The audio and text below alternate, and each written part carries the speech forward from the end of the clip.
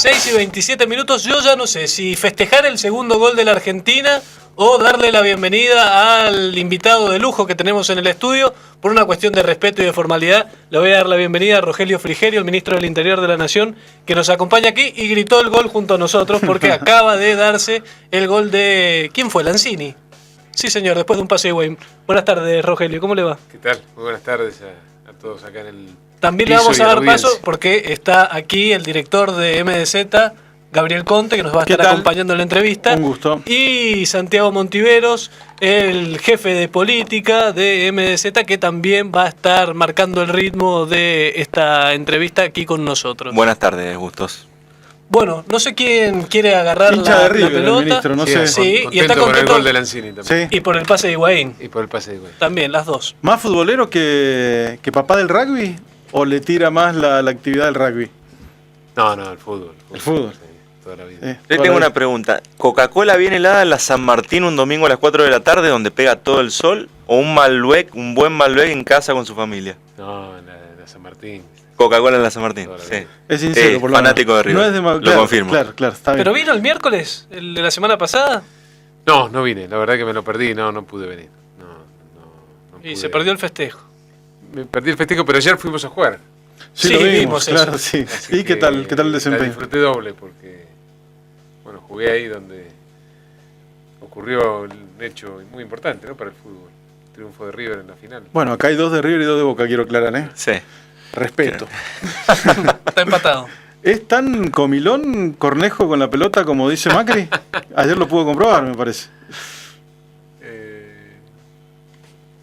Sí. Es un poquito comilón. Sí.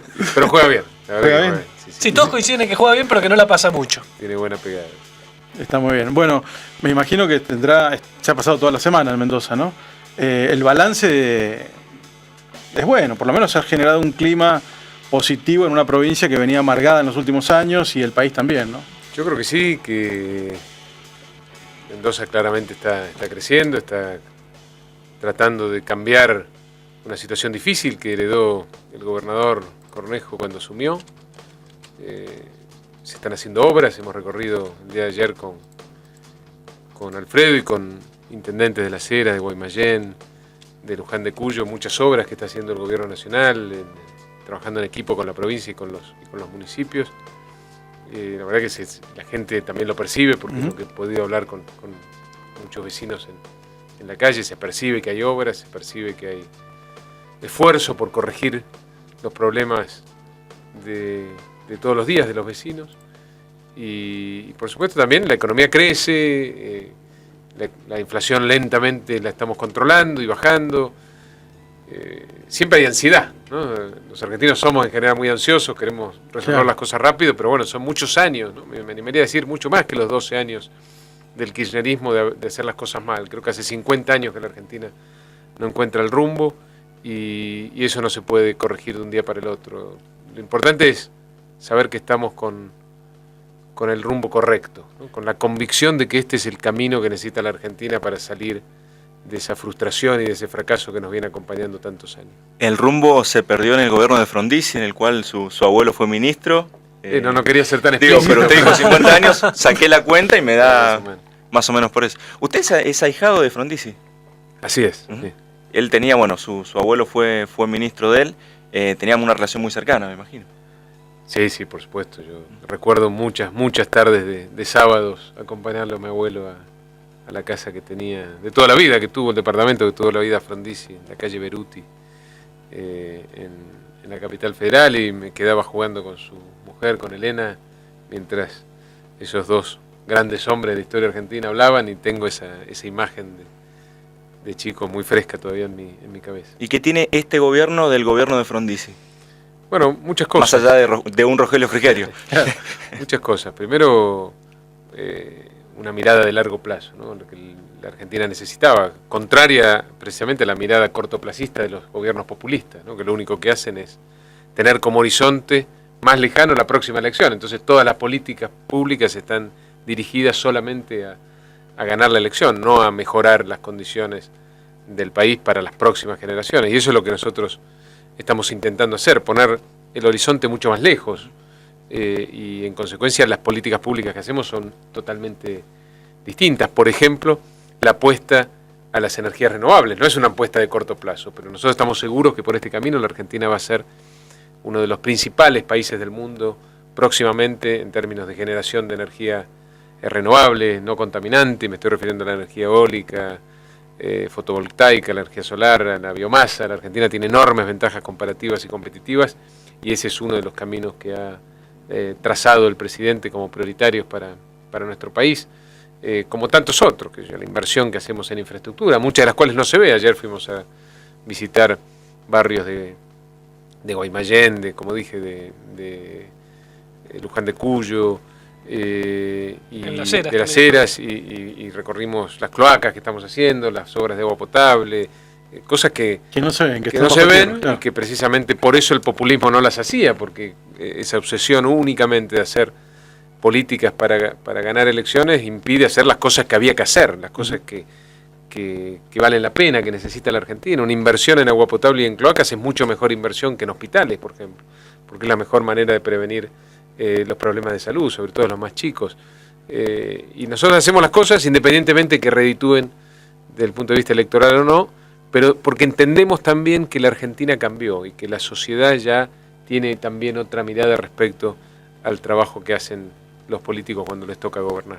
Está claro. Bueno, hay una cuestión que decía, estamos mirando a largo plazo, que sería lo que corresponde a la política, pero también están mirando ganar elecciones, porque si no la política a largo plazo no funcionaría. Anoche estuvimos hablando acá con el presidente del BID, con Luis Alberto Moreno, que siempre tiene muy buen humor, y nos dijo que sí, que Cornejo es manguero, que le tira la manga cada vez que puede. Y me imagino que a usted ha recorrido toda la provincia o gran parte del Gran Mendoza y la zona este con algunos de los que quieren reemplazar a Cornejo en la gobernación, porque su par local es Martín Kirchner, que se está poniendo un traje de Cornejo. Está su correligionario Omar de Marchi, está Marcelino Iglesias de Guaymallén. Hay una cantidad de gente que quiere suceder a Cornejo. ¿Usted sintió un tironeo así como quiere una foto, quiere un abrazo, quiere un apoyo? Falta mucho, me parece. No se crea. No, sí. Yo creo que es hasta una falta de respeto para la gente hablar de estas cosas. La verdad que me da como incomodidad, porque yo he venido muchas veces en la última campaña electoral a Mendoza, he venido a pedirle el voto a los mendocinos para acompañar al presidente, para pedirle a los mendocinos que nos voten para que nuestro presidente tenga más apoyo en el Congreso. Mauricio Macri es el presidente de los últimos 100 años que menos apoyo tiene a nivel parlamentario. Y la verdad que recibimos una respuesta de los mendocinos que nos emociona y nos genera tremenda responsabilidad, ¿no? De estar a la altura de esa expectativa de tanta gente de que otra Argentina y que otra Mendoza es posible. Hablar a los pocos meses de ese pedido, de las próximas elecciones del año que viene, me parece que no corresponde, que no es lo que la gente espera de nosotros.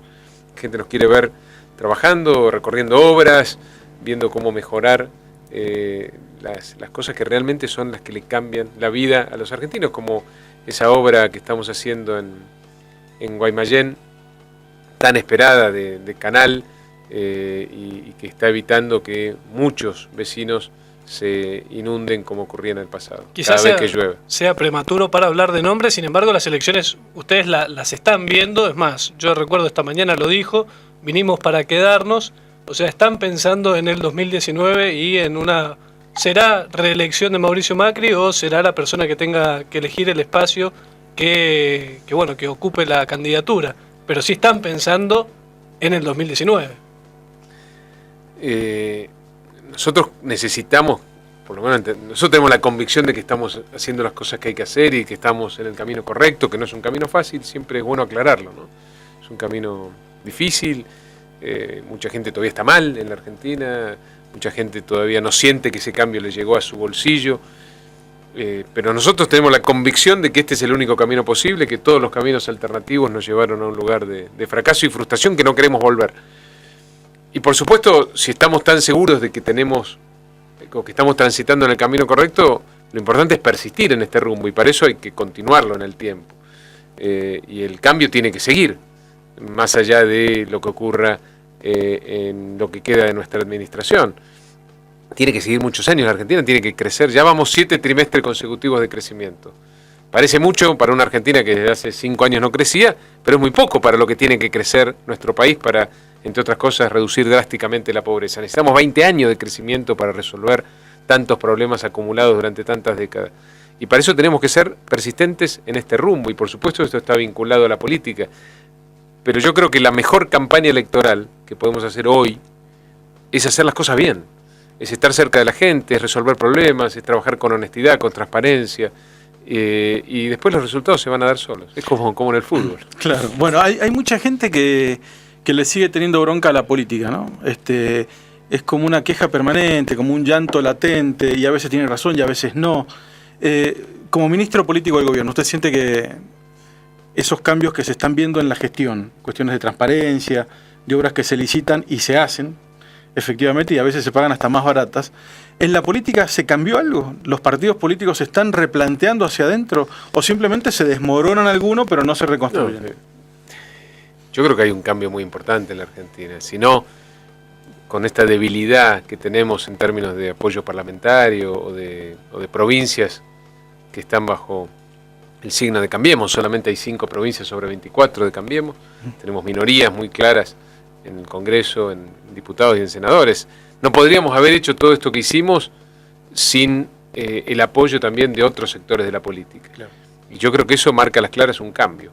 El cambio también lo marca a las claras la actitud que tenemos nosotros de trabajar en el territorio, de estar permanentemente en el interior del país. A nosotros no nos pueden contar lo que pasa en Argentina. Nosotros tenemos que vivirlo de primera mano para hacer la evaluación sobre lo que ocurre acertada y en consecuencia aplicar las mejores políticas públicas.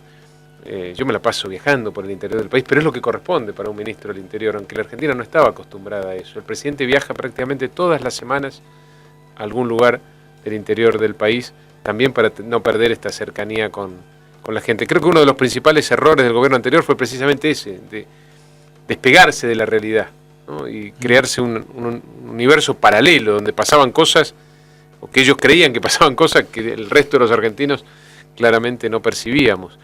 Y eso no nos puede pasar a nosotros. Pero yo creo que hay una maduración en general en la política, creo también en que hay una renovación generacional en la política que es funcional a los cambios que necesita el país. Y tengo una convicción y una esperanza de que estos cambios en la política van a ir por un buen rumbo, que la oposición también va a ser un cambio necesario, que entiende o va entendiendo lentamente que tenemos que construir todos una verdadera república y que en consecuencia los partidos políticos también tienen que tener un perfil más republicano, donde claramente haya independencia de poderes, donde la honestidad sea la norma y no la excepción en la política. Y creo que también estamos poniéndonos de acuerdo en cosas fundamentales. Por ejemplo, el tema de la integración con el mundo. Hoy está el BID, la reunión anual del BID, del Banco Interamericano de Desarrollo en Mendoza, después de 22 años, la última fue en Buenos Aires hace 22 años. Este es un claro gesto, primero de que el mundo está mirando a la Argentina con una enorme expectativa, después que nosotros queremos construir un país federal en serio, donde estas reuniones no se tengan que hacer siempre en Buenos Aires y se puedan hacer perfectamente en un lugar tan lindo y con la infraestructura adecuada como Mendoza. Hay que entender de una vez y para siempre que no se puede vivir ni crecer de manera aislada, ¿no? Y creo que eso también está siendo cada vez más compartido con toda la clase dirigente argentina, el hecho o la necesidad de tener una política de integración con el mundo inteligente, que defienda el interés nacional, pero que entienda que eso de vivir con lo nuestro no funciona en la Argentina. Ministro, recién usted decía que uno de los errores del gobierno anterior quizás fue despegarse de la realidad. Y justamente algo de que ellos esgrimen para cuestionar al gobierno actual es que es un gobierno que no tiene contacto con la realidad, que son funcionarios que viven en barrios privados, que no sé, que tienen una educación de élite, que no tienen contacto con la gente. ¿Qué siente usted cuando escucha este tipo de críticas? Por ejemplo, cuando dicen que le faltó sensibilidad con el tema de los aumentos de tarifas, que no saben cuánto afectan a las personas que menos tienen.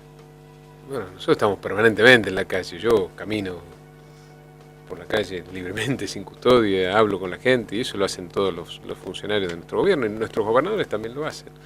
Si algo no perdimos es precisamente el contacto con la realidad. Por eso sabemos que la cosa no está tan bien para todos, ¿no? Estamos mejorando, está la economía creciendo lentamente, la inflación está bajando lentamente, se están recuperando puestos de trabajo, está bajando el desempleo, eso es lo que marca las estadísticas públicas recuperadas. Pero esto recién empieza. Hay mucha gente en la Argentina que todavía no percibe que la cosa está claramente mejor. Y por eso tenemos que seguir trabajando por este camino. Nosotros no vivimos en un país que creemos que es un país donde todo funciona. Al contrario, sabemos que hay muchos problemas. Que resolvimos estos 2 años un montón de cosas que estaban pendientes y que se habían acumulado como problemas en la Argentina, pero que son todavía muchísimas más las cosas que faltan. Y seguramente tardemos varios años en resolverla. Yo creo que el gobierno anterior, o esos funcionarios del gobierno anterior que plantean esto, del gobierno elitista, etcétera, son precisamente o forman parte del sector más rico de la Argentina, ¿no? Pues lamentablemente muchos de ellos se han enriquecido con los dineros de la gente. Algunas cuestiones puntuales quería consultarle. En su momento la gobernadora de Santa Cruz solicitó la ayuda de la Nación. ¿Es cierto que hay algún contacto de la provincia de San Luis solicitando algún tipo de ayuda financiera para evitar un eventual default?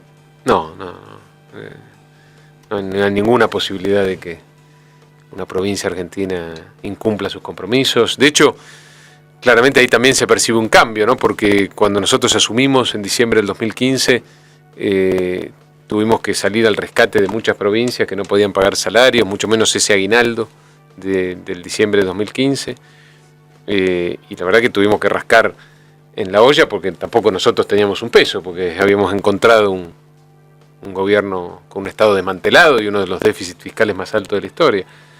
Pero bueno, pudimos encontrar la vuelta para ayudar a estas provincias y hoy la situación en general de las provincias es mucho mejor. Este año van a tener en el consolidado provincial superávit en las cuentas públicas por primera vez en muchos años, y el año que viene probablemente todas las provincias de la Argentina estén equilibradas y en el 2020 tengan la gran mayoría superávit fiscal. ¿Qué quiere decir eso para la gente? Bueno, que va a haber más plata para obras, ¿no? Que eso es tan importante, que va a haber más plata para cloacas, para asfalto, para cordón cuneta, para canalización, para hospitales, escuelas. Por eso es tan importante que el Estado pueda salir de esta situación deficitaria. No se puede vivir siempre de fiado, lo hemos dicho muchas veces. Obvio, claro. Un país es como una familia, uno puede tener algún momento... Claro, pero lo que le pasó a San Luis fue que teniendo plata se la gastó toda para volver a ganar la elección. La gastó toda, pero todavía está lejos de la posibilidad de incumplir sus obligaciones. Tuvimos un encuentro con San Luis, espero que podamos sumar a San Luis al consenso fiscal, ese que hemos firmado con las 23 provincias restantes,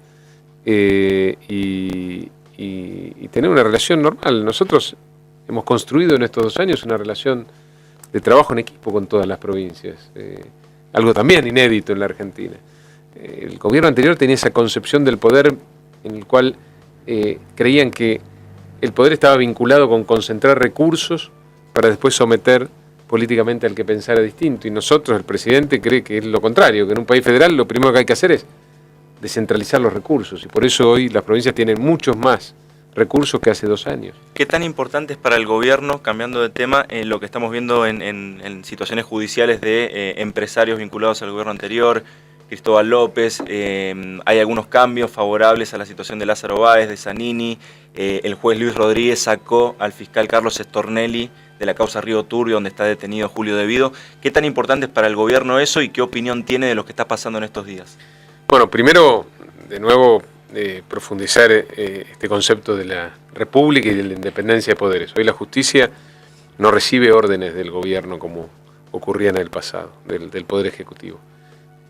Sí tiene las manos desatadas para investigar hechos de corrupción del gobierno anterior, y por supuesto todos los funcionarios del actual gobierno están a disposición de la justicia si la justicia así lo dispone. Nosotros no podemos tener una opinión respecto a los fallos de la justicia como gobierno, pero personalmente a mí algunos fallos me han molestado, porque Macri se mostró molesto, por ejemplo, con la decisión de la también, Cámara. Porque yo creo que hay algunos de estos casos no están vinculados con cuestiones impositivas, son defraudación al Estado, y cuando uno habla de defraudación al Estado, habla de defraudación a la gente. Y en estos casos donde ocurre esto, nosotros vamos a apelar esas decisiones de algunos jueces porque no consideramos que sean justas. Así que ese es el camino, ¿no? Entendiendo que la independencia de la justicia y la construcción de una verdadera república es uno de los valores más importantes que tenemos para nuestro país. Bueno, hizo dio a conocer esta posibilidad de que Zanini y D'Elia queden en libertad. Y si bien es cierto, el Poder Ejecutivo no tiene nada que ver con esto, queda la sensación como que hubo un exitismo al principio cuando iban cayendo presos. Y la verdad es que hubo un apresuramiento también de parte de la justicia. ¿Ustedes lo ven eso? ¿Lo analizan? ¿Están pendientes de si la justicia a lo mejor con meter los presos termina jugando a favor de ellos, ¿no? El tema de las excarcelaciones o de la cárcel preventiva, sí, es un tema que entiendo se va a discutir en el Congreso ahora porque no está muy claro cuáles son los casos en los cuales tiene que haber prisión preventiva y cuáles no. O hay demasiada opinión en torno a eso. Entonces está bueno que se clarifique eso, que en qué situaciones realmente es necesaria la prisión preventiva y en qué casos no, y entonces no estaríamos siempre discutiendo estos temas. Ojalá que todas estas investigaciones continúen. La gente necesita sentir que la justicia en la Argentina persigue a aquellos que se robaron los recursos de la gente. Necesita la gente también percibir que esos recursos se pueden encontrar y pueden volver al Estado, que también es muy importante eso,